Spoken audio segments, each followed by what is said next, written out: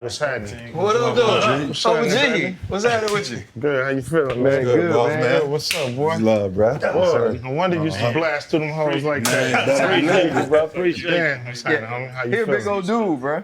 Yeah, man, I had to boy. put that pressure on him.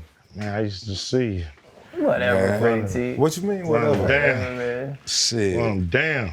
Yeah, man. Yeah. But you know what? I'm about 10 pounds heavier though. But I used to duck That's out why there. you just go from tail to fullback. It's okay. Shit, nah. That's why I didn't want to play in the West Coast system. I went with that 3-point shit. You went with that? Nah, man, I couldn't put 3 in the dirt. Oh, Yeah, shit. you got a pass block too, man, differently. Oh yeah, I From could do from that. position. That wasn't no pressure. I could know do what I that. mean? Appreciate you having us in the spot. Yeah. Oh, man, thanks for coming. I appreciate you guys, flying out and, doing it a little different than y'all usually do it. You know what I'm saying? I wish I could have met y'all at y'all spot, you know what I mean? But I appreciate y'all Nah, coming. you're through. the legend. I'm about to say, it's different for you, Yeah, man. man. That's what it's supposed to do when you got an OG. You know how it works. I appreciate it, though. You know what I'm saying? I ain't going to take nothing for granted. Was you ever a Raiders fan for real? Hell yeah, man. I'm the Still to this president day? of the Raider Nation. To this day. Man, are you listening? I'm the president of the Raider Nation. Okay. Yeah. That doesn't sound like an official position. So What you mean? It sounds like something you made up. No, it's nothing I made up. I was anointed. we had a couple of your boys on. Tay Adams, Max Crosby. Okay. What happened last year? Because the expectation was big. I was rooting for him. It was big expectations, but new coach, can't always expect it to come together like, Phil Jackson or something, you know what I mean? It takes a minute for everything to really gel. And look who the West is dealing with. You know what I'm saying? it's a lot of Look at that pressure out AFC West. Yeah. I mean, you got the champs in the AFC West. Yeah. Hold up, limitless. Niggas to me, can't pinning it. I fought the head to witness it. Got my people feeling militant. Way I'm feeling, got me up. On the mission, got me up. Knowing me, I got the key. Only vision I can trust. Trust, limitless. Niggas to me, can't pinning it. I fought the head to witness it. Got my people feeling militant. Way I'm feeling, got me up. On the mission, got me up. Knowing me, I got the key. OG, man, welcome. For us, Thank man, you. this is an honor. I feel like we've watched you in 5 or 6 different phases of life, and you've excelled at them all. It's Chan, Freddie T, I'm RC. I mean, it's Ice Cube. He don't really need an introduction. It's always fun, though, when we get an opportunity to sit down with someone you think you know because you feel like you've watched their lives play out before you, and then the things that you can learn from just having a conversation. I kind of want to start in the place that brings us back to kind of where you're from, but also shows how you've grown. You said that you and your homeboys popped up at somebody's house in the hood because they tricked your mom out of $20. Yeah. And when y'all went over there to settle it, he wasn't home. Yeah. Explain a little bit about where you think your life would be had the dude you were looking for been home over $20. Probably California State Penitentiary. My friend Greenfield, he had just bought a shotgun. Bought a shotgun from Western Surplus. So we just turned 18. And I heard about, I go home, this is days after he had got it. Go home and my mother tell me what happened, that a classmate that came by and I knew he was smoking. I knew he was, not the same person I went to school with. He had just kind of turned into a fiend. So I knew he lied, tricked her. I wasn't even close to this dude. I just knew him. So I knew where he lived. I went down and we jumped in his car, had the shotgun, went to dude's house, knocked on the door, and he wasn't home. So thank God he wasn't home, because I was mad. I wasn't thinking. I didn't really like the dude at all anyway, so I felt violated because he did that to my mother. So I was extra on one, and he wasn't home, so we left, and it just gave me time to cool down. And my mother was like, "It's only $20." You know what I mean? I would have gave him $20. You know, if he didn't come with that story, if he asked. So, you know, it's the moments that I thank God that, you know, obviously he's watching my back. Usually we ask all of our guests the biggest pivot in their lives. So 36 years ago, you were 18 then. Would you say that particular moment when he wasn't home, would that be your biggest pivot? Nah, not at all. You know, that was, you know, moment in time. You know, I think my biggest pivot was, I used to play football too. What position? Fullback and linebacker, outside linebacker. And I stopped playing that to hang out with Dr. Dre. You know, I quit the team. Well, it wasn't fun no more because I wasn't thinking about I'm playing football to go to college to play in the pros. I was playing football because it was fun. I like to play football. The coaches was just way too serious. You know what I mean? They was just way too serious for me. They was so worried about their job.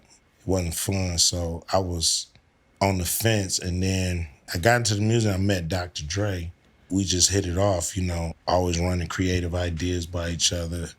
And we was both serious about hip hop. And so I chose to quit the team in 11th grade and go hang with him. And that's my biggest pivot. It's funny sitting down with you, man. It's an honor, because you were OG. Like, it's some stuff like you know what I'm saying, through your music and what you did, like you taught me growing up, you know what I'm saying, how a G moves, you know what I'm saying, how dudes think about it. When you telling that story, it was Dope Boy.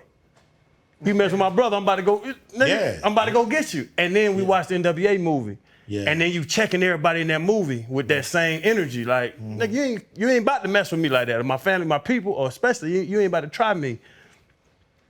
Was it God that got you where you are? Because the way I've seen, not talking to you, I've seen you move, you were supposed to be in that penitentiary a long time ago. Yeah, I mean, it's definitely God, but you make the decision at the time. You know, you make the decision. Like, yeah, he's gotten me out of some dumb decisions, and I've been able to sidestep other things.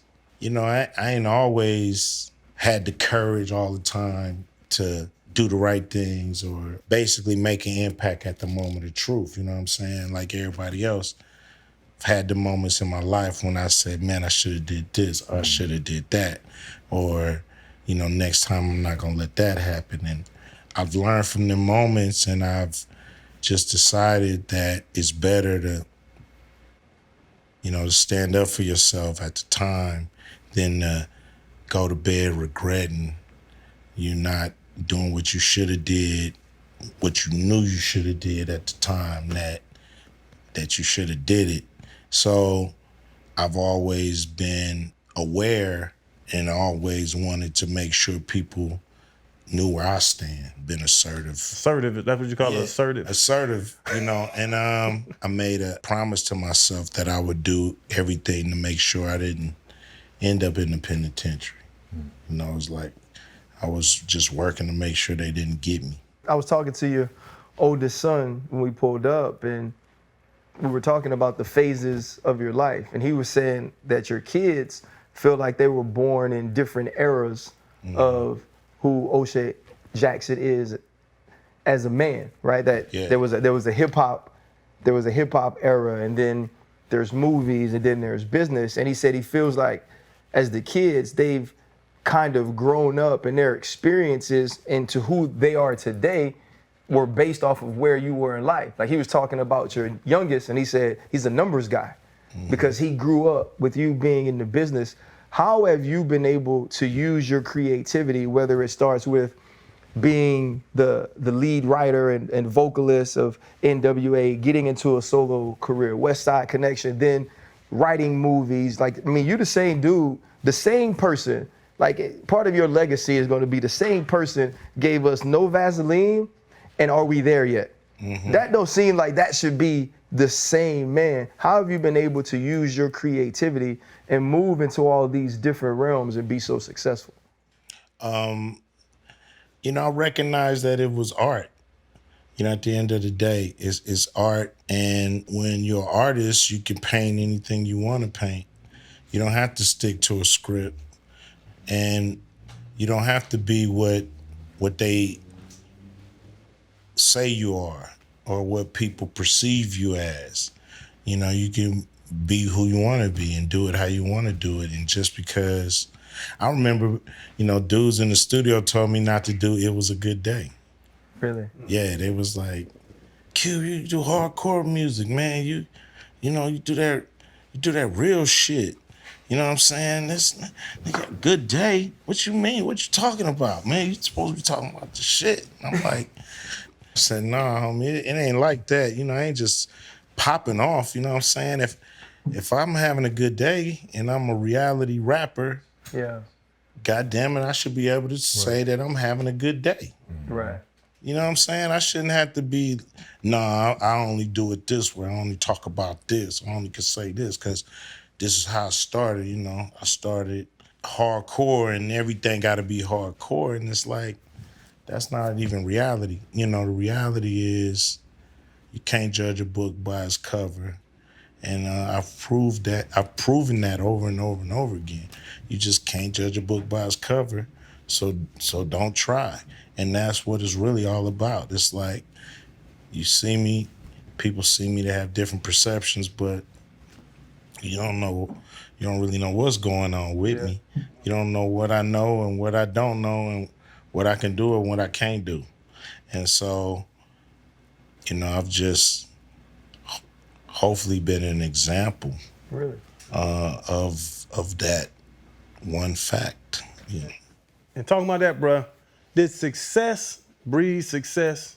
Like, without rap, would there be movies? Without rap, would it be producing? Without, like, did you need that side to see that I'm talented? Like you're saying, I'm an artist with the rap, and now I can move on. You know, the better you do in one opportunity, the more doors open for you. Yeah. If you squander your first opportunity, sometimes the second and the third ones don't even present themselves. So it's really about recognizing opportunities, taking advantage of them, because that's what they're there for. You know, doors don't stay open. So when they open, you got to go through it, not doubting yourself, because an opportunity may present itself in something you ain't never did before. Being willing to learn, on-the-job training, and know that you just can't learn, but you got to be great at it at the same time as you learn it. So being committed, you know, and yeah, I think, you know, if you're successful in one thing, other opportunities present themselves. I know the gentleman that invented hot Cheetos. And his story is, he was a janitor at the company, and his father told him, wherever the area, they should know that a Jackson did this. Mm-hmm. You know what I mean? Yeah. And the bosses recognized, hey, man, who the one cleaning up the area around here? They want to talk to him. I said, man, you take initiative. You know, I like how you do your job, man. Any ideas you got for the company, let us know. He let him know. Now he a billionaire, and it's all because he did it. He did his one opportunity to work for the company. He did his job like he cared, and he got an opportunity, and he took advantage of it. Yeah, we had an opportunity to talk to Notre Dame's football team. Mm-hmm. And we were speaking about plan Bs. And that was something I tried to tell them. I was like, look, the best way to get to your plan B is excel at plan A. Wherever your feet are, be the best you could possibly be in that spot. And that usually leads to other opportunities. Yeah. You have to execute every day. if you try to be, as good as you can possibly be every day, then the things you want to do get done in an excellent way. That's really what it's all about. It's about planning, pre-planning, and on the day, execute and try to be the best at it, and then other things, good work is recognized. You don't have to say a lot. Always. He kind of dib and dab into your journey. And, you mentioned dodging bullets, not being in prison. But you face a lot of challenges, right? I want to know, within those challenges, what were the most difficult challenges? Was it from the industry itself or the streets? Like, what told you, look, I got to get my shit together. I'm not taking no for an answer. I'm here to do my thing. Like, what was the most difficult time that said, nah, I'm going to pivot and make myself, what I think I can be? I mean, growing up in a neighborhood, where,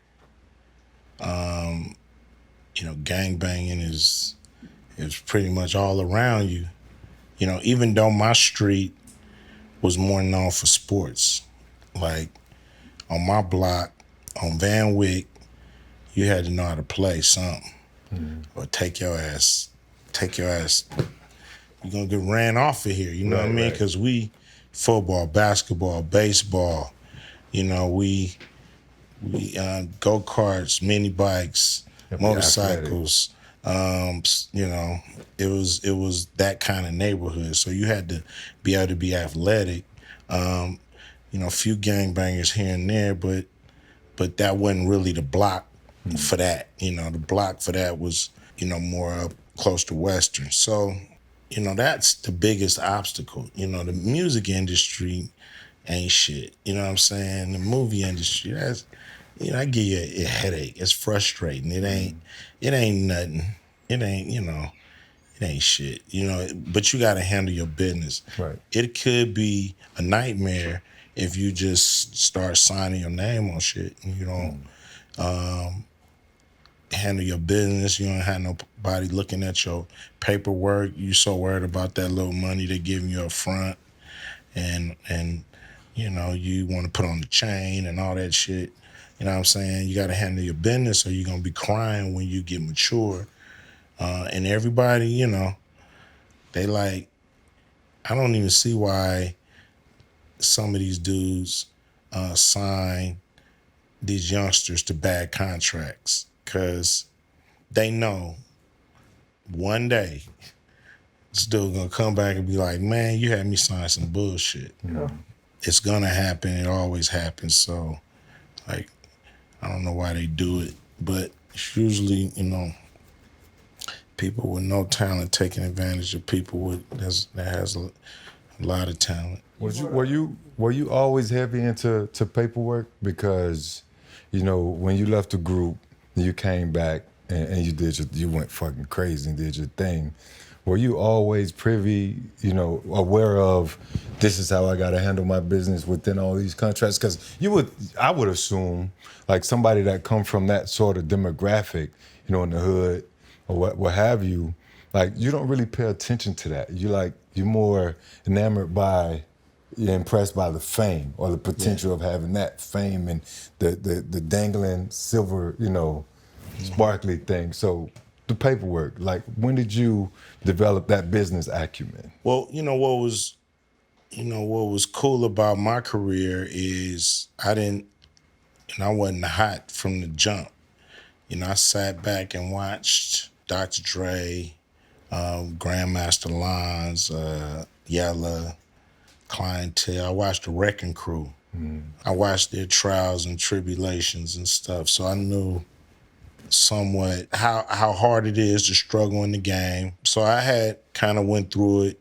I was in a group called Stereo Crew, and we were signed to Epic Records. So we went through that process of, and what was cool about Lonzo, we did it right. You know what I'm saying? He didn't take advantage of us. We was young, we was so young. Our parents had to sign for us. And so we was still like 15, That's dope. 16. I kind of knew what was up, but who really put me on it was Pat Charbonnet. If y'all look at Friday, it'll say produced by Pat Charbonnet. She was my first manager, and she really, taught me a lot about the game and things to look out for. I wish we could have highlighted her in the movie, but it was just a lot of politics behind, who went in the movie and who didn't. But, at the end of the day, she was just, telling me to look out, be careful. She connected me with a lawyer, a guy by the name of Michael Ashburn. She was helping me navigate behind the scenes. I appreciate that she was there. What you talking about navigating behind the scenes and contracts, and it makes me think about some of the backlash you got for negotiating or even talking about negotiating a contract with Black America. Yeah. Right? You went from being the guy that was NWA and F the police to your own people, your own community who you supported through movies, through music and all of this, calling you a sellout, where you had to step out and say, look, this is what I was doing. This is why it mattered to me. You really had to be in the frame of mind of saying, you know what? I don't care how this looks. I have a mission, I have a passion to help people, and I don't care if it's with the people. I'm gonna talk to the party, I'm gonna talk to the folks who wanna help me move things forward. How did you get that passion that you wanted to give back to the community, what you felt they deserved and what they were owed? But also, how did you get to a point where you didn't care what table you sat at? Because you dealt with a ton of backlash for doing that and talking to the former president. If you know that you can make a difference, other people might not understand it, but, I feel obligated to try. And I felt like people understand it in time, you know what I'm saying? Due time, people understand, So I'm used to being able to take the bullets as they come in the moment, understanding that, as time go on, people will understand the move. Now, with that situation, with any situation, what I want people to understand is you hear about the institutions, you got Democrats, you got the Republicans, you got, Congress, Senate, judges, doctors, lawyers, blah, blah, blah, police, firemen. They're all just people, man. Right. All these titles and shit don't mean nothing. I don't care about nobody's title. That's something people usually get a self. People cherish their little title. Fuck your title. I don't care. You're a person. I'm gonna talk to you. And I don't get hung up on what you think you are. You know what I'm saying? I get hung up on, can I communicate with you? If you're going in the right direction, I'm gonna cheer you on. If you're going in the wrong direction, I'm gonna try to turn you around. And that's what it's all about, man. We so hung up on people's titles and we don't understand it's just people. We put too much, people scared to talk to their doctor. Why? He's a fucking doctor. Like, he's not even, he's a doctor, but he's a man or a woman with the answers or not.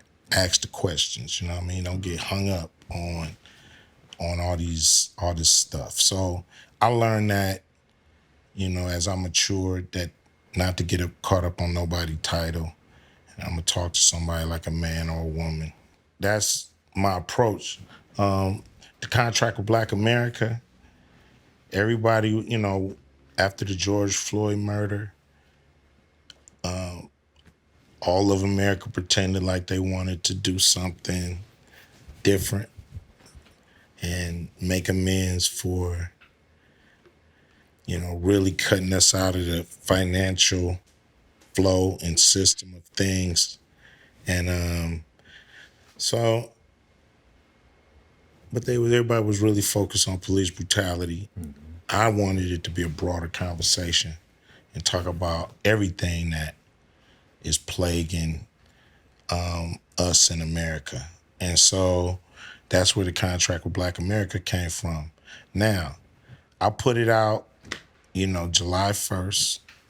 Everybody wanted to talk to me. I didn't call the Democrats and say, did you see what I dropped? Check for me.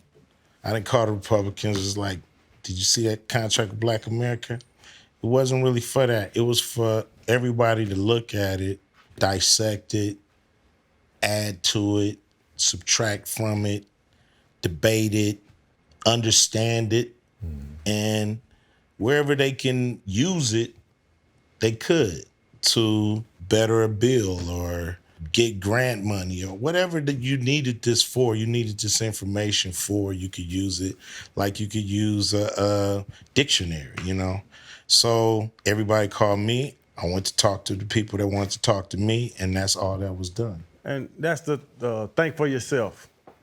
Was that concept? Yeah. Like, don't get a part. That's how I took it. Don't get a part of parties and sides. Think for yourself, see the whole picture. But everything has to be motivated. You know what I'm saying? What's the motivation? Because it's funny, you're looking at you need to help everybody. You want to help people.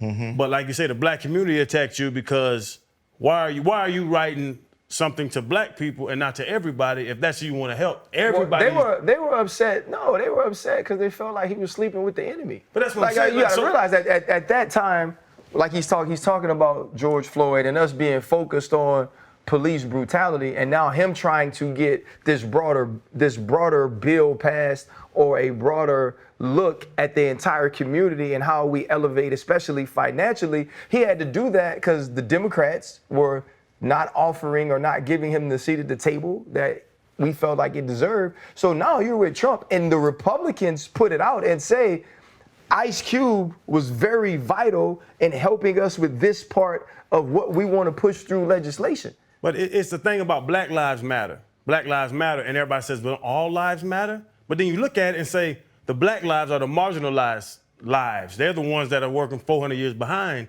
And so that's the thing. It's that same concept of that. I understand everybody's important, but we need to concentrate on us, George Floyd and all the situations.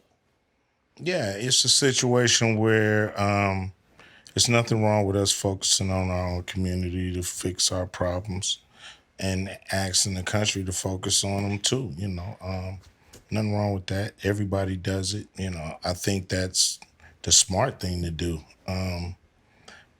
Can't help everybody. Like, we drowning. You can't help everybody till you get yourself on the boat. Yep. And so we need to get on the boat, and then we can throw a lifeline. We willing to help everybody. Yeah. So it's really about us getting a lifeline, and we're the ones that's being systematically discriminated on, through the, financial system that's in place. It's a dead end in most avenues of gaining financial capital to, do you feel like build a business or anything. The NBA is doing that to you with the Big 3 as well? Because you've spoken out about that relationship and what you've done with that league. Stat came out and made a statement, and you were in support of Stat's statement, Steven Jackson, obviously, and the way that he supported the Big 3. I believe he won the championship as a player coach in the first year. Back to back. And you've given guys opportunities to go show that they can hoop again. Yeah. But it's not one of those things where you see, like, and Channing was talking about it before, the NFL speaking with The Rock, trying to make sure the XFL has the sort of visibility and sort of opportunities, taking guys straight from the XFL to the NFL. You talk about the guys being systematically pushed down financially. Do you feel there is some sort of negative relationship between the Big 3 and the NBA, or what you have found? For one, the NBA, I really don't understand their position. They're considering us competition. And if you look at the Big 3 compared to the NBA, it's not competition. Right. what they're not understanding is we do a lot with our game for the mental health of athletes who've honed their skills from little kids to grown men to maturity. Some of them, we start as young as 22, but guys still being able to play the game that they love and make money. That's what it's all about. It's not about Ice Cube and they can hurt me. You know what I'm saying? It's gonna hurt my feelings if the Big 3 don't survive. Right. But it's gonna crush a lot of athletes. It's gonna take a lot of jobs away. They don't have a head coaching job for the Iceman. They don't have a head coaching job for Rick Barry. Mm-hmm. You know what I mean? They don't. Or Rick Mahorn or Michael Cooper or Nancy Lieberman or Lisa Leslie. So to crush this league and to do the things that they're doing behind the scenes is gonna hurt Adam Silver's legacy. This is gonna be the stain. Mark my words. It's not gonna matter if he put Black Lives Matter on the court if Black lives don't matter in his heart. So this is gonna be what'll do it if he don't turn this around. It'll be a shame because it's so easy for him to say that we're not a competing league and let his owners invest into the Big 3 and make sure, there's a place. Every team could have NBA team could have a 3-on-3 team. It's right. Like, well, what are we doing here? It's a great idea. We took it to him first, so it's not like we just showed up on the block. We took it to him first. We came bearing gifts, offered him 10% of the league for free. You had to pay a quarter. And he said thank you, but no thank you. And we proceeded to do our thing, but, encouraging networks not to run the Big 3, it's not cool. You virtually hear nothing about the Big 3 on mainstream sports media. Why? It's like, what's cooler than the Big 3 right now that's going on in the summer? Mm-hmm. It's not the Summer League NBA. Right. You don't even know half them kids. Right. Some of them dudes ain't even gonna make the team. Right. It's, unless you love golf or mid-season baseball. Mm-hmm. What else is cooler? What else benefits their former players more than the Big 3? So something's got to give. So the idea and the concept from paper pen to fruition, like, what were you doing? Like, how in the fuck you say I'm finna start a Big 3? You gotta be smoking, watching people who. You gotta be I wasn't smoking nothing. Like some of that chicken coop, man. That chicken coop. Yeah, I wasn't in the chicken coop.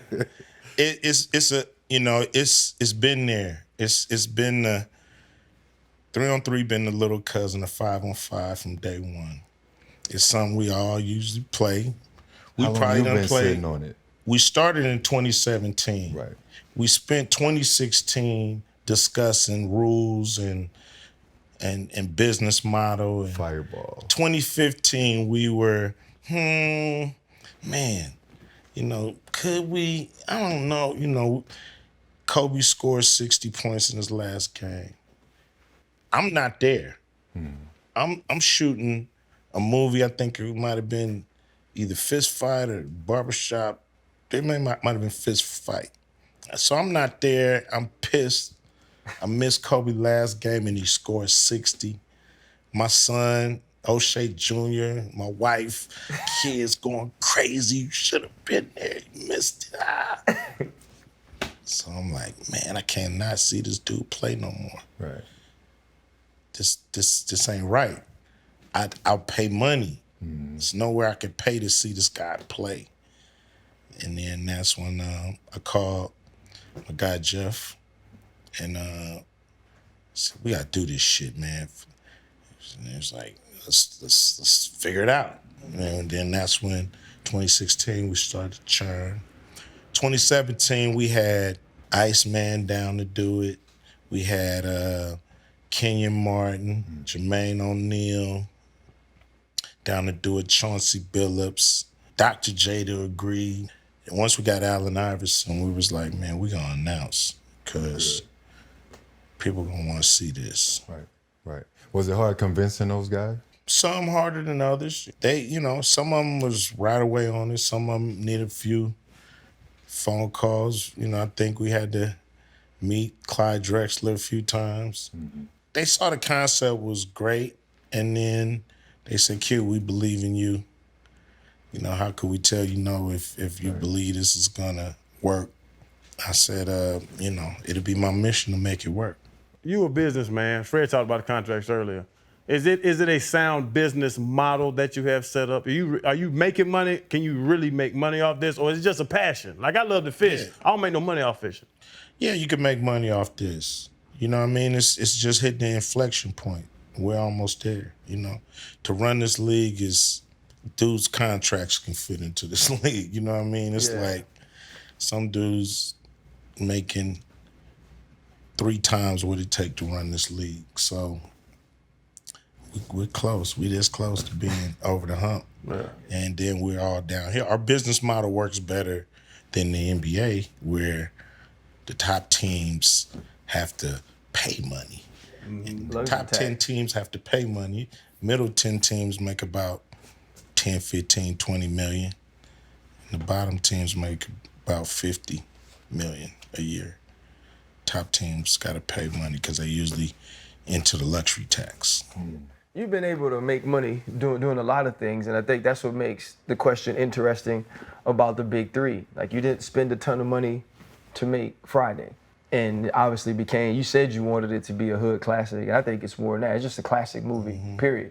It's given us more sayings, quotes, memes than any movie that, you know, we've had an opportunity to watch. But I want to sort of ask you about the people you keep around or the people you get to work with. You are, like, I thought it was fake. Like, I didn't think you was gonna be this chill. You actually are that damn cool. And so you're in all these movies. You're in All About the Benjamins. You got Next Friday, Friday at the Next. You got Ride Along. You hang out with funny people, Cube, but you don't laugh. I do. So when you wrong, so this nigga chuckled once.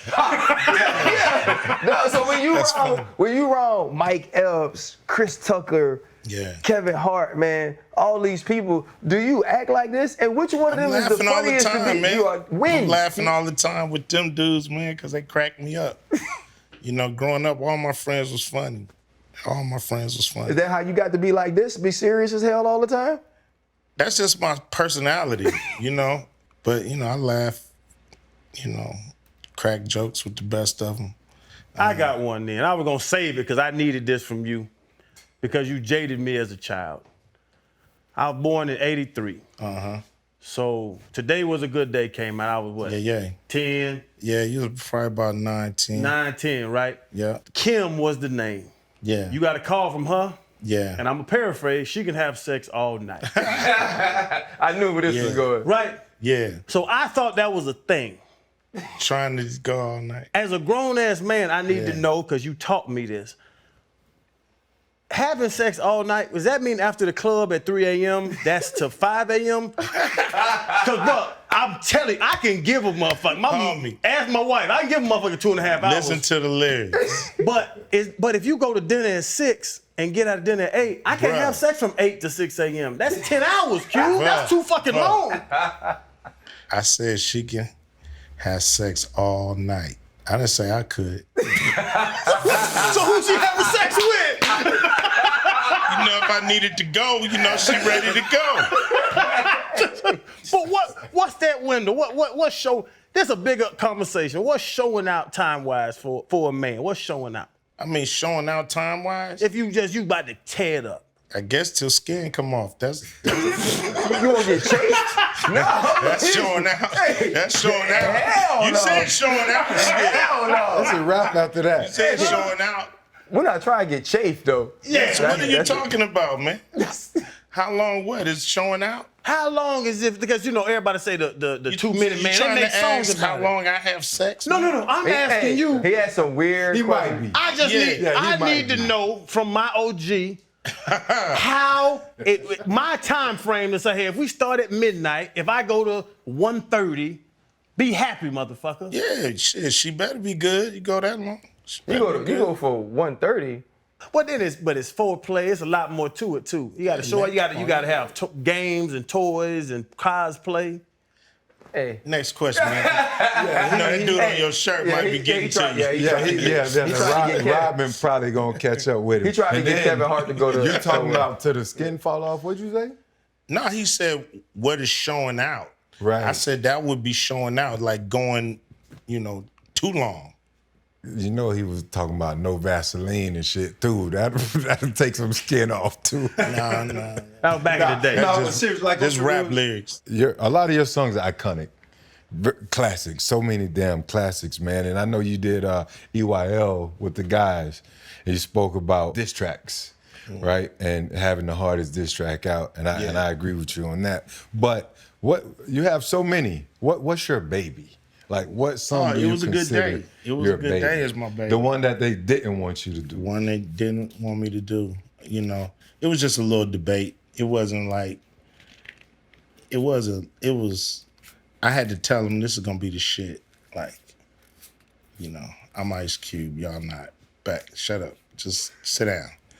And so, that's my baby because, for one, shout out to the Isley brothers, especially Ron Isley, who let me use it, and didn't say, nah, Cube, that's our shit. You know what I mean? Right. That's my baby. So, I think it was a hit before, I even touched it. So putting the lyrics on top of it just kind of, you got a cheeseburger and you got a double cheeseburger, you know what I'm saying? Right. So that just put the second little layer on it to make it, an all-time rap classic. But that's the one because it's taken my career, my rap career, further than I think any other song would have. Mama really cooked the breakfast with no hog? Yeah. If she was cooking for me, better not put it on me. So no pork? Nah, none of that? I'm with that. Damn. I do miss bacon sometimes, though. But Chance called you the OG a ton, and when you said it's just lyrics, you're obviously talking about something different, but it's like, you mentioned being assertive, and there was NWA, then there was your solo career, and obviously Dre was a part of that, whether it was diss tracks and that was just music or whatever it is, you come back 2016, perform at Coachella with Dre. You've shown, for whether if I'm watching or a younger kid is watching, that men can disagree, that business is business, but it doesn't have to end in what we think the hood says getting respect is, or in what we sometimes grow up thinking respect is. It can be a mutual respect for the rest of our lives for what we did for one another. What do you think, or how have you evolved as a man in relationships like that? Because I feel like we've gotten to watch you in different phases of it, and now you're at the point where people do look to you for how you've put people on, how you've mended relationships that people thought were broken. Sometimes time heals wounds, Don't heal all wounds, but it do. And I think us coming from neighborhoods where you can get killed just going to the store or stand out in front of your house, that we recognize we're in a blessed position to be able to make music and sidestep some of that heat that's in the neighborhood that we all grew up in. Now, the ones that really are serious about making a better life for themselves, they realize, okay, this beef is going on. It could get real physical. For one, I don't want to get none of my people hurt, and I don't want to get hurt. So you start to figure out how to quell it, stop it from getting to that point. Mm-hmm. But, it's different phases. Like when you beef in the street, you beefing with you. And everybody know it. A third party can always come in, do something to you, and then they gonna blame it on you. or do something to you, and then they gonna blame it on him. Ain't nothing he gonna be able to say to make people think he didn't have nothing to do with what happened to you. So now, somebody who hate both of y'all could come in, do something to one of y'all, you gonna get blamed, and he gonna get both of y'all in that time that y'all beefing in the street. So realizing that, you realize, okay, try to squash this as fast as possible, or let it pass. Communicate if you can to the person you beefing with or to their team and let them know. We'll keep this on wax. If y'all don't put out another one, we won't put out another one. Y'all won't do that, we won't do that. Try to squash it. Beef with Cypress Hill, we realized it was turning into it was going into the penitentiaries, and there was black on brown thing going on that we knew we didn't want to add to that. So we squashed it because we didn't want that happening in the streets. Common, we got a mutual person helped us squash that. The minister helped us squash that. And we ended up doing a movie together, you know what I mean? He was in, and a song, and we good friends, since that beef. So, and me and Be Real, we toured together now. We went to Australia. We went to New Zealand, a few cities in the country, and then we do the UK. December, got records that's gonna come out together. It's important, man, to leave it on wax. It's like football. Right. You know what I'm saying? You try to take my head off between the lines, but at a certain point, it's just a game over, man. Yeah. You got me this time. I'll get you next time. Shake hands. And because battling is part of rap. It's like sparring. We all battle. It's part of sharpening your skills. And sometimes it go to wax. The thing is you don't want it to get physical. People get hurt. We've had beefs to get physical too. All of them don't. We got physical with Above the Law, but we squashed it. Now we cool and did records together. We had Snoop on the show, and we all forgot to mention that we was down in Nashville when y'all came through for the Mount Westmore. We totally forgot to mention that too. That joke was hard though. Yeah, we was One in of the there. greatest nights of my life, The actually. pivot we were just getting going, and we didn't even know y'all was gonna be there. We caught wind. We was like, we gotta rock with this. We got some great tickets, and the show was amazing. It was. Bro. It was. I'm talking about. It was super dope. Do you guys miss that energy? First of all, how did it come about? You got two guys from the Bay, two guys from this side. Like, how did that come about? Who put the what is it? The four-headed monster together. You feel Oh me? man, we've been knowing each other forever, over 30 years, and touring with each other at the same amount of time, but just different ways. Sometimes it's me and Too Short, sometimes it's Snoop and Short, sometimes it's 40 and Short. It's me and 40. So it's different configurations of us touring together all these years, and during that pandemic, E40 was like, yo, first he did a wellness check on me, and I said, I'm still alive, I'm still here, and he said, we should do something dope. I'm like, what? Let's do some music. So what? So we start a group.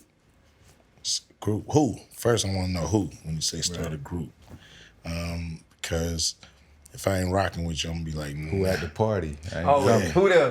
who that? So I was like, who? He's like, me, you, Snoop, and Shoat. I was like, hell yeah. That's just the perfect ingredients for something big. And so it was all about naming the group. And I was like, Mount Westmore. Right. Just fit perfect. Hey, Yeah, that Q, was hard. Is there out? Do you have a date or age that you done? I know you got plenty of money and all that, but like you want to chill. There's no such thing as plenty of money. But there's no everybody got a finish line. You don't got a finish line. I want to do it longer than George Burns. That's forever. I want to do it longer than George Burns. Well, with that, I've been fascinated when you start really digging into your career, you start to see how much you've actually done, been a piece of, whether it's directing, producing, writing, performing, acting. When it's all said and done, you've already gotten your star on the Hollywood Walk of Fame. What do you think you want people to remember about you? Whether it's, I remember he was Doughboy. Either they don't know, they don't show, or they ain't never been to the hood. If it's Friday, if it's today was a good day, what's the thing you want people to say about Ice Cube and be like, I remember that and that makes me feel this way? I haven't really thought about that, but, you know, if you put it that way, I would want them to think that many people can do it, but they can't do what Cube can do. And many people can sell more records than me. They can do a lot of different things, but they can't do everything I can do in the game. Hell, that's a bar. That's a show. It kind of sounds like everybody can podcast, but not everybody can. That's hard. What was when you watched Friday Back for the first time? Did you know y'all had a hit like that? Like, yeah, because it had me. You know, it still make me laugh. Like, that joke's so good, man. I seen it so many times, but it still make me laugh. I was Debo in high school. Stop being a bitch. Yeah. Stop being a bitch and come on. Hold up, limitless. Take a stomach, got pinning it. I fought the head to witness it. Got my people feeling militant. Way I'm feeling got me up. On the mission got me up. Knowing me, I got the key. Only vision I can trust. Trust, limitless. Take a stomach, got pinning it. I fought the head to witness it. Got my people feeling militant. Way I'm feeling got me up. On the mission.